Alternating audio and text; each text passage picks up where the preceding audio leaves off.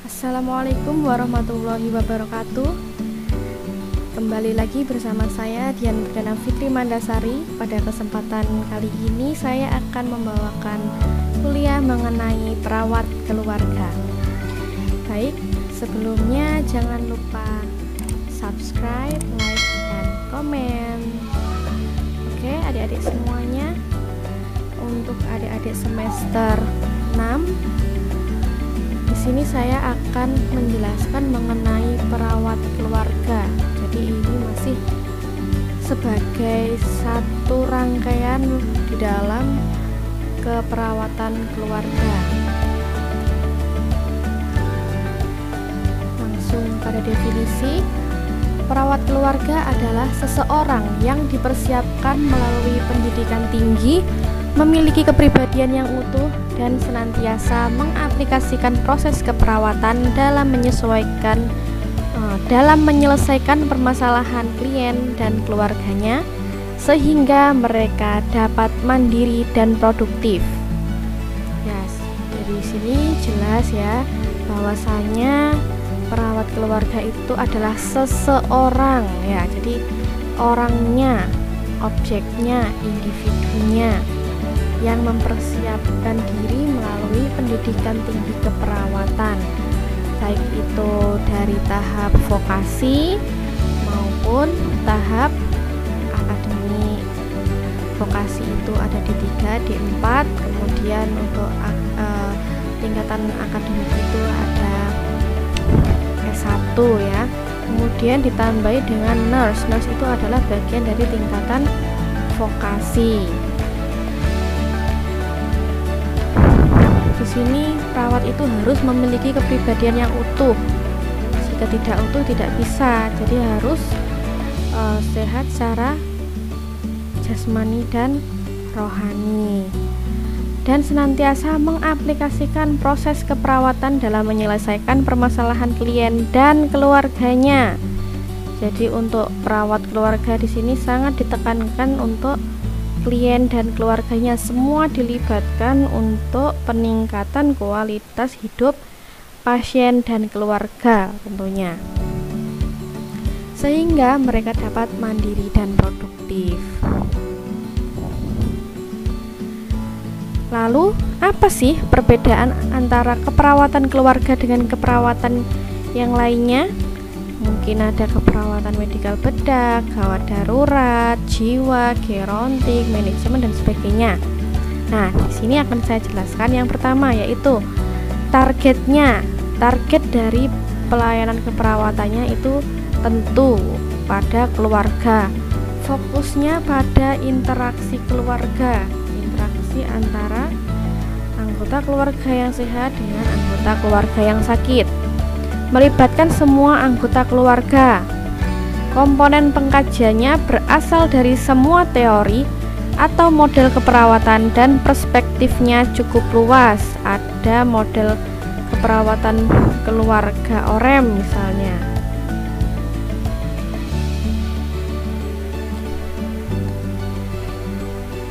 Selain perbedaan tadi, ada karakteristik perawat keluarga. Yang pertama, memiliki komitmen untuk meningkatkan kemandirian keluarga sehingga mereka produktif. Yang kedua, mempunyai tanggung jawab etik dan moral serta mampu menganalisis dirinya sendiri. Ya, perawat harus bisa menganalisis dirinya sendiri sebelum menentukan langkahnya dalam merawat klien dan keluarga. Mampu sebagai panutan dalam membudayakan hidup sehat. Jadi perawat harus menjadi panutan. Perawat harus good looking. Ya. Kalau perawatnya good looking, otomatis masyarakat pada hal ini yaitu klien dan keluarga pasti percaya untuk dirawat oleh kita. Kalau perawatnya itu kurang mampu membudayakan hidup sehat, dari tampilan saja, tampilan perawat sudah acak-acakan, bajunya lusuh, kemudian keringetan ya, itu juga mengurangi kepercayaan dari klien maupun keluarga. Altruistik. Setiap bentuk intervensi kepada keluarga dapat dipertanggungjawabkan sesuai iptek atau ilmu pengetahuan dan teknologi keperawatan maupun kesehatan. Jadi harus sesuai dengan ilmu pengetahuan, bukan ilmu menurut yang belum bisa dipertanggungjawabkan keilmiahannya. Hubungan perawat keluarga dan keluarga bersifat terapeutik. Jadi, apa itu? Yang pertama, hubungan dilandasi kaidah hukum dan etika profesi yang mengatur boleh tidaknya sesuatu dilakukan. Jadi, kita terikat oleh suatu aturan karena di situ memiliki kekuatan hukum. Kita sebagai perawat sebelum terjun kepada masyarakat, kita sebelum bekerja kepada masyarakat ada sumpah profesinya. Nah, kemudian ada lagi surat tanda registrasi. Disitulah kita memiliki kekuatan hukum sebagai perawat. Kalau belum memiliki landasan hukumnya, bagaimana ya? Berarti masih belum bisa dikatakan sebagai perawat secara seutuhnya. Yang kedua yaitu selalu mengarah kepada kemampuan untuk hidup sehat dan sehat sebagai gaya hidup keluarga. Ya, kita harus bisa menggiring, mengarahkan keluarga untuk hidup sehat, apalagi seperti saat ini ya. Saat ini dengan adanya pandemi coronavirus disease 19, kita memiliki andil yang cukup besar untuk mengingatkan, mengajak kepada klien dan keluarga untuk melakukan hidup sehat. Semisal yang sebelumnya seseorang itu sebelum makan biasanya langsung ambil makanan, lalu tidak cuci tangan, langsung makan. Mereka biasanya menganggap sepele, sedangkan dengan adanya pandemi seperti sekarang ini, seseorang berbondong-bondong melakukan pola hidup sehat, mulai dari aktivitasnya, makanan, minuman, istirahat, nutrisi, segala macam. Nah, inilah saat ini adalah ruang bagi kita untuk masuk ke dalam lapisan kehidupan masyarakat, pada khususnya untuk di lapisan terkecil yaitu keluarga. Berorientasi kepada kebutuhan dan respon keluarga dengan memanfaatkan sumber daya keluarga secara optimal untuk dapat menolong anggota keluarganya. Jadi tetap disesuaikan dengan kebutuhan dan respon keluarga. Kalau semisal seorang membutuhkan adanya pengobatan, kemudian keluarganya ada yang responnya positif, ada yang responnya negatif, atau bahkan ada yang tidak mau tahu. Nah, semua itu harus kita analisis terlebih dahulu untuk menentukan langkah selanjutnya apa yang harus kita berikan. Hubungan dibina didasarkan pada rasa saling percaya. Bagaimanakah untuk menumbuhkan rasa saling percaya antara perawat dan keluarga? Otomatis orang zaman sekarang itu sudah sangat pintar, sudah sangat pandai. Banyak sekali informasi-informasi bertebaran di sekitar kita, sehingga orang di luar kita itu pandai sekali mengakses. Apalagi sekarang ini era digital, baik dari seseorang dengan latar belakang pendidikan dasar maupun pendidikan tinggi, semuanya bisa mengakses suatu informasi. Mereka mencari informasi-informasi yang menguatkan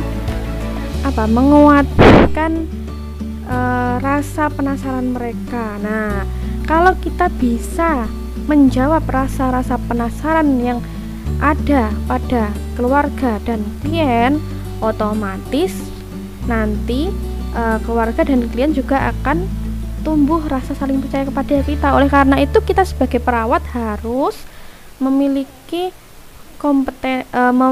menguasai kompetensi secara profesional, mengikuti keilmuan terkini, seperti itu. Yang kelima yaitu menerima situasi dan kondisi keluarga dengan segala keterbatasan dan kelebihannya. Nah, di sini kita dituntut sebagai perawat untuk mendorong keluarga itu bagaimana mengoptimalkan, memaksimalkan kondisi keluarga itu. Ya, jika kondisinya ada keterbatasan, maka kita bisa memberikan solusi-solusi, memberikan masukan-masukan. Jadi kita ditantang dari sisi kreativitas orang perawat. Yang keenam, bekerja sama keluarga dan menghargai struktur serta norma-norma keluarga. Ya,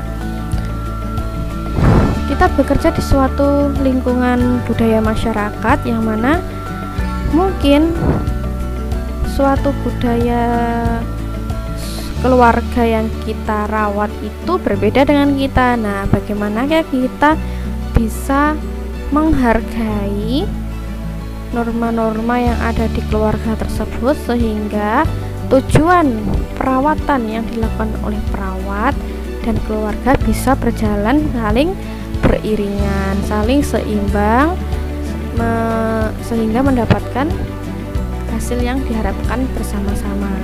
Memberdayakan keluarga sesuai dengan tumbuh kembang keluarga. Ya, kita harus menyesuaikan apakah itu keluarga berada pada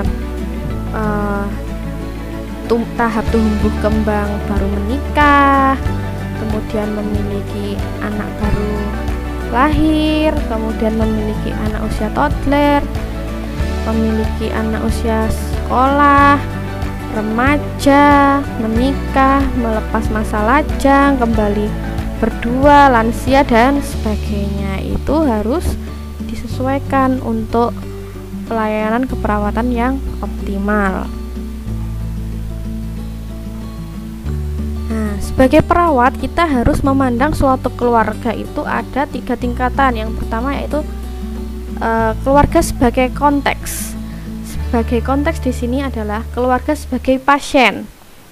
Jadi jika ada salah satu anggota keluarga di dalam sebuah keluarga yang sakit, yang terjadi penurunan tingkat kesehatan, maka yang menjadi pasien kita adalah satu keluarga itu. Yang harus kita handle, yang harus kita tangani adalah satu keluarga itu. Tidak hanya salah satu anggota keluarga yang sakit, tetapi semuanya orang-orang yang ada di sekitar keluarga yang sakit tersebut. Tuh, keluarga sebagai pasien. Kemudian keluarga sebagai kelompok primer klien yang terpenting. Keluarga sebagai stresor dan sumber bagi klien. Kenapa disebut sebagai stresor? Karena anggota keluarga itu tidak semuanya bisa mengikuti anjuran untuk memberikan dukungan, dorongan atas proses penyembuhan suatu penyakit dari anggota keluarganya. Mungkin bagi seseorang atau anggota keluarga yang lain yang merasa keberatan, itu akan menimbulkan suatu stresor tersendiri bagi klien. Kemudian keluarga sebagai latar belakang anggota keluarga. Lalu fokus pelayanannya yaitu individu yang akan dikaji dan intervensi. Jadi yang akan dikaji dan intervensi itu sifatnya individu. Jadi semisal di dalam satu keluarga itu ada 4 orang, lalu ada 1 orang yang sakit, berarti 3 orang lainnya atau 3 individu lainnya juga ikut dikaji dan diintervensi. Tingkatan kedua yaitu keluarga sebagai kumpulan dari anggota keluarga. Anggota keluarga A, B, C, D. Jadi lebih dari satu keluarga itu masuk ke dalam tingkat kedua. Keluarga dipandang sebagai kumpulan jumlah individu dalam keluarga. Masalah kesehatan yang sama dari tiap anggota akan diintervensi. Jadi intervensinya bergabung jadi satu. Ini bisa kita contohkan dalam satu keluarga itu ada 4 orang ya, anggota keluarga A, B, C, D. Masing-masing orang tersebut itu berasal dari keluarga yang berbeda-beda, namun orang tersebut berada di satu lingkungan atau bahkan di satu rumah, tapi memiliki masalah kesehatan yang sama. Nah, ini bisa kita selesaikan masalahnya atau kita intervensi secara bersama-sama. Dan tingkat ketiga yaitu keluarga sebagai klien. Keluarga dipandang sebagai fokus pengkajian dan perawatan. Fokus pengkajian dan intervensi keperawatan adalah subsistem dalam keluarga. Anggota keluarga sebagai unit interaksi. Fokus interaksi hubungan ibu anak, ayah anak, istri suami, hubungan perkawinan dan lain-lain. Nah, ini digambarkan semisal A adalah ayah, B ibu, C anak, dan D juga anak. Nah, ini terjadi hubungan saling timbal balik, saling membutuhkan ya. Ini juga bisa ditambahkan panah bolak-balik dari C ke B. Ini adalah suatu interaksi. Lalu apa tugas kita sebagai perawat keluarga ya? Mungkin adik-adik semuanya yang sebentar lagi akan pergi ke Jepang ya, jadi kalian nanti bisa membawa ilmu ini untuk magang di Jepang ya, karena kalian nanti fokusnya juga pada komunitas tuh. Jadi tugas perawat keluarga nomor 1, melakukan pelayanan keperawatan yang paripurna melalui pengkajian untuk deteksi dini masalah kesehatan yang dialami keluarga. Kedua, menegakkan diagnosis keperawatan keluarga dengan tepat.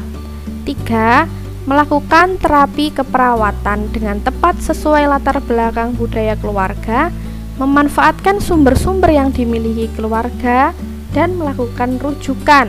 Ya, jika tidak bisa kita tangani sendiri di dalam lingkup keluarga, maka kita butuh sistem rujukan. Kita akan merujuk ke Vaskes tingkat 1, 2, 3. Misalnya seperti itu. Kemudian melakukan evaluasi keberhasilan asuhan keperawatan keluarga bersama keluarga dan anggota. Ya, ini untuk evaluasi keberhasilan. Jadi kita itu istilahnya semacam apa ya? Perawat home care. Perawat home care, tapi di sini lingkupnya adalah merangkul semua anggota keluarga. Jadi di situ nanti kita bisa contoh di dalam suatu keluarga ada satu anggota keluarga yang mengalami hipertensi. Kemudian di situ kita buat diagnosa keperawatannya, intervensinya seperti apa. Kemudian kita akan mengevaluasinya setiap berapa hari sekali. Nah, di situ kita melakukan seperti kontrak waktu dengan anggota keluarganya juga untuk melakukan evaluasi atau kunjungan lanjutan. Kalau sekarang itu istilahnya kunjungan berkelanjutan ya, kunjungan berkelanjutan. Semisal di hari ke-0 perawat melakukan pemeriksaan terhadap satu anggota keluarga, kemudian ditemukan suatu masalah. Kemudian perawat itu melakukan kontrak waktu untuk evaluasi, mungkin di hari ke-3, ke-6, ke-9 dan seterusnya sesuai dengan tujuan dan kriteria hasil dari intervensi keperawatan. Yang kelima, memberikan pelayanan keperawatan sesuai iptek keperawatan terkini kepada keluarga, baik sehat maupun sakit di keluarga maupun di layanan kesehatan lain. Jadi kita sebagai perawat harus memiliki iptek yang up to date ya.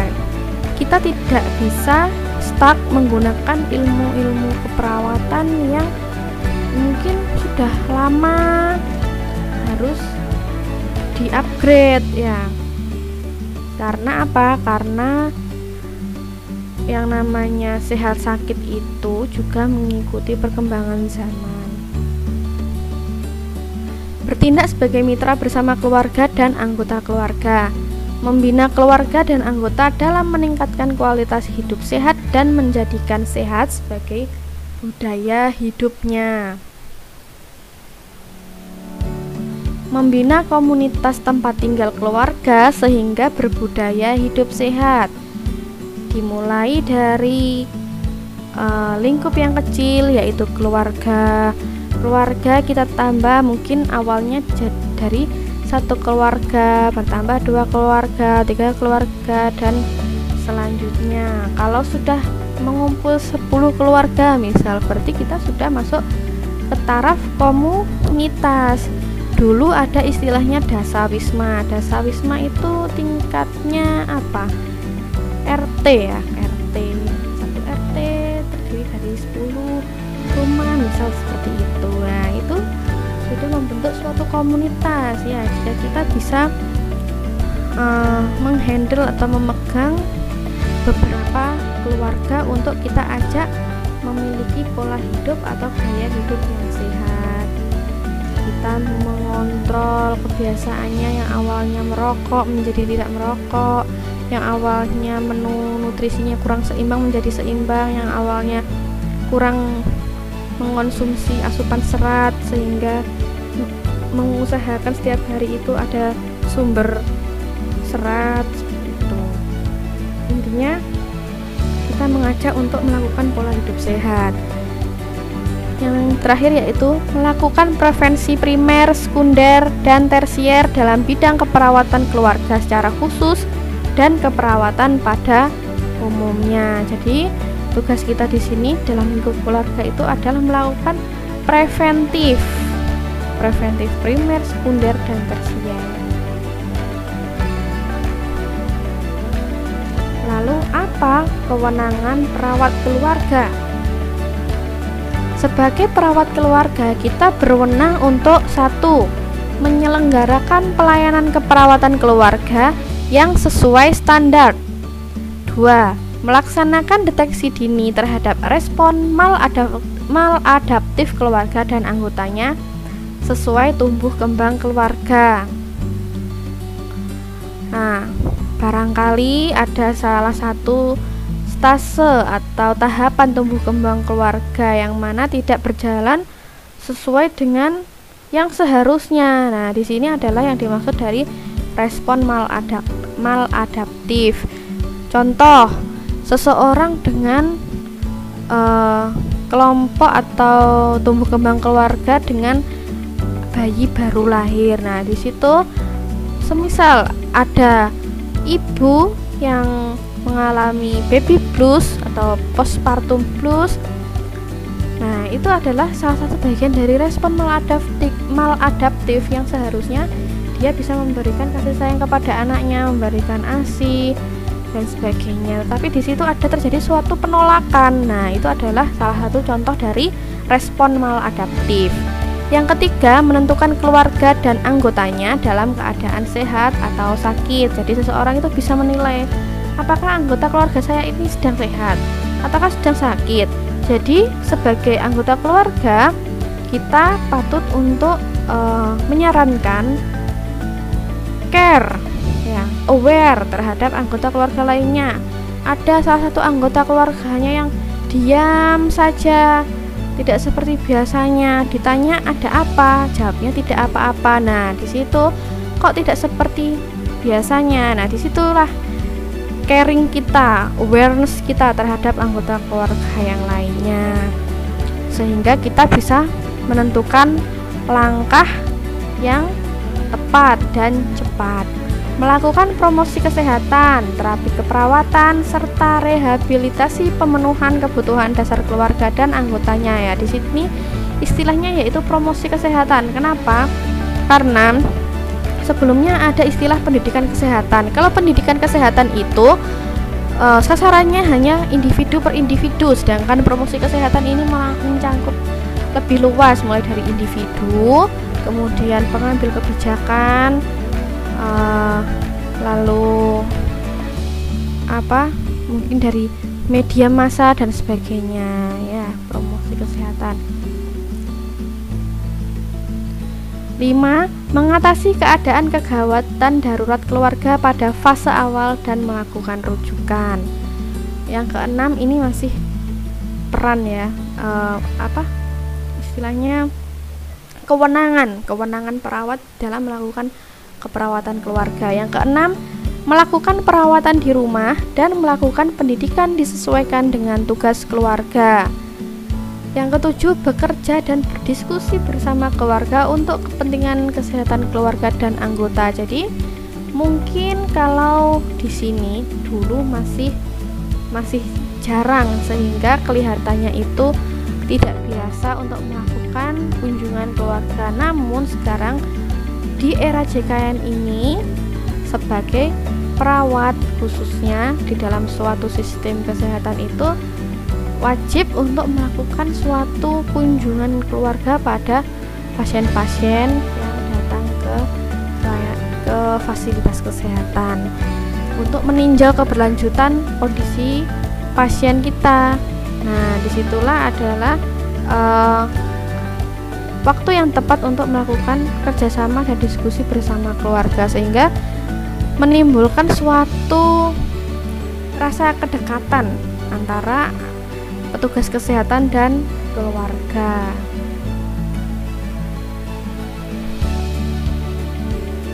Kompetensi apa saja yang dimiliki oleh perawat keluarga? Yang pertama yaitu memiliki keterampilan berpikir kritis dalam pelaksanaan asuhan keperawatan keluarga dan dilandasi etika, moral, dan spiritual yang membangkitkan semangat keluarga. Kedua, memahami dan mampu mengaplikasikan manajemen kasus dalam asuhan keperawatan dengan memanfaatkan sumber daya keluarga dan sumber daya lokal yang potensial. Ketiga, memahami dan mampu mengaplikasikan konsep keperawatan keluarga. Ya, jadi kita harus bisa memahami dan mampu mengaplikasikan konsep keperawatan keluarga. Jadi istilahnya kita sebagai perawat itu tidak hanya hafalan seperti halnya kita biasa melakukan ini pada saat dulu di bangku kuliah. Nah, sedangkan masalah di masyarakat itu sifatnya dinamis, bukan statis. Jadi kita harus bisa mengaplikasikan konsep keperawatan keluarga itu di segala kondisi yang sedang kita hadapi. Menguasai dan mampu mengaplikasikan ilmu pengetahuan dan teknologi keperawatan klinik dalam asuhan keperawatan keluarga sesuai dengan latar belakang budaya keluarga. Menguasai dan mampu komunikasi terapeutik dalam membina hubungan dengan keluarga dan anggotanya untuk dapat terlibat secara aktif dalam asuhan keperawatan keluarga. Kenapa sih sebagai perawat kita harus bisa menguasai dan mampu komunikasi terapeutik? Sering didengung-dengungkan mengenai komunikasi terapeutik, bahkan ada yang namanya pelatihan komunikasi efektif. Nah, itu bagian dari komunikasi terapeutik, artinya yaitu cara komunikasi kita itu mengandung unsur penyembuhan, terapi, seperti itu, bukan tambah memberikan beban kepada klien dan keluarga. Jadi kita harus paham dan tahu papan empan adepan, istilah dari orang Jawa. Prinsip merawat keluarga. Yang pertama, melakukan kerjasama keluarga, memulai pekerjaan dari yang sesuai dengan kemampuan keluarga. Kalau tidak disesuaikan dengan kemampuan keluarga, ya tidak bisa berjalan dengan baik, tidak bisa berjalan dengan optimal, ya. Jadi kita harus bisa melakukan intervensi kita itu sesuai dengan kemampuan keluarga. Menyesuaikan rencana asuhan keperawatan dengan tahap perkembangan keluarga. Menerima dan mengakui struktur keluarga. Jadi kita tidak bisa mencela jika ada suatu struktur yang kok dirasa kurang pas. Nah, kita harus tetap bisa memposisikan diri, menekankan pada kemampuan keluarga. Peran perawat keluarga. Yang pertama, sebagai pendidik atau edukator, yang kedua penghubung atau koordinator, pelaksana, pengawas pelayanan kesehatan atau supervisor, pembela atau advocate, fasilitator, pemfasilitas segala macam keperluan ya istilahnya.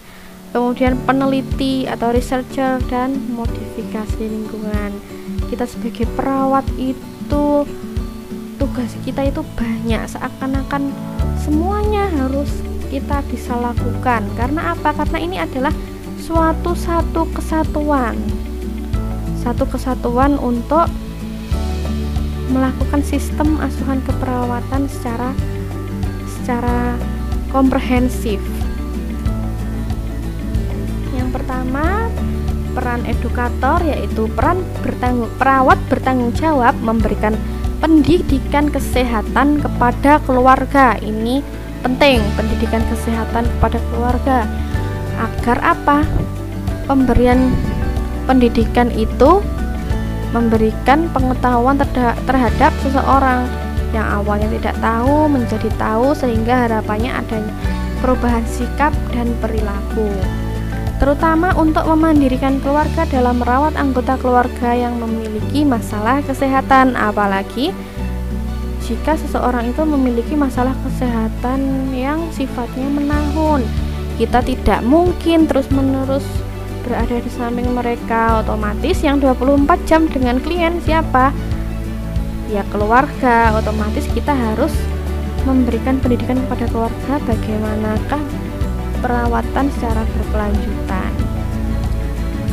Contoh pendidikan kesehatan tentang pentingnya imunisasi pada balita, mengajarkan pencegahan ISPA pada ibu dengan anak-anak berisiko terserang ISPA atau infeksi saluran pernafasan atas, mengajarkan cara membersihkan kotoran pada hidung anak saat anak terserang batuk pilek. Nah ini gambarnya ada 2 monitor. Maksudnya apa ini tanda panah? Yaitu transfer ilmu. Itulah fungsi dari pendidikan, transfer ilmu dari perawat kepada keluarga. Penghubung atau koordinator. Koordinasi diperlukan pada perawat berkelanjutan agar pelayanan yang komprehensif dapat tercapai dari berbagai disiplin ilmu agar tidak terjadi tumpang tindih dan pengulangan. Contohnya, perawat membantu dan membimbing keluarga yang diketahui terserang TB untuk mendapatkan pengobatan TB paru di puskesmas. Jadi, perawat yang awalnya tadi di lingkungan keluarga menghubungkan pasien yang mengalami TB ke fasilitas kesehatan, yaitu puskesmas.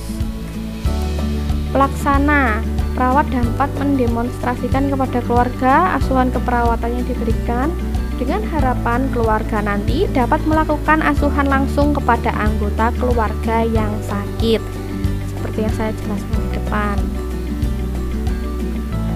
Pengawas pelayanan keperawatan atau supervisor, sebagai pengawas kesehatan, perawat harus melakukan home visit. Nah, sekarang ini sedang ngetrennya home visit atau kunjungan rumah yang teratur untuk mengidentifikasi atau melakukan pembinaan tentang kesehatan keluarga. Jadi sekarang itu tidak hanya perawat, tetapi tenaga kesehatan lainnya yang berhubungan dengan perawatan kepada pasien itu juga melakukan home visit atau supervisi. Pembela atau advokat melindungi hak-hak keluarga sebagai klien.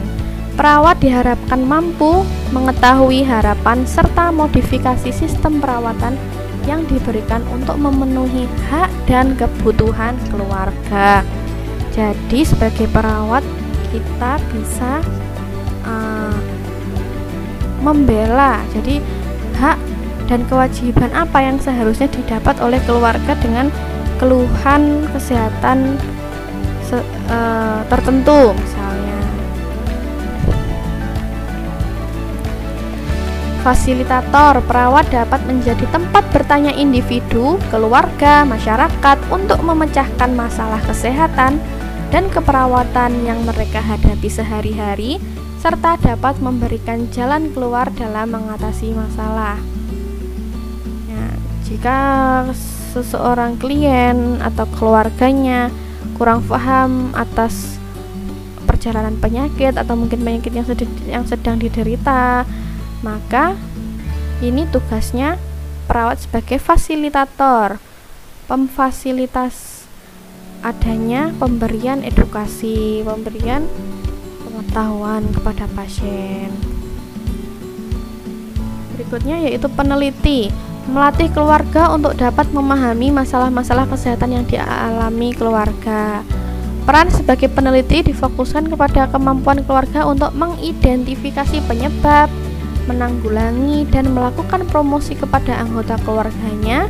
Selain itu, perawat perlu mengembangkan asuhan keperawatan keluarga binaan. Ya, peneliti ini bukan diartikan sebagai kita seperti pada saat melakukan penelitian tugas akhir, tapi di sini kita mengajarkan kepada keluarga untuk dapat menilai masalah-masalah kesehatan, masalah-masalah yang timbul di dalam keluarga itu untuk dilakukan intervensi lanjutan.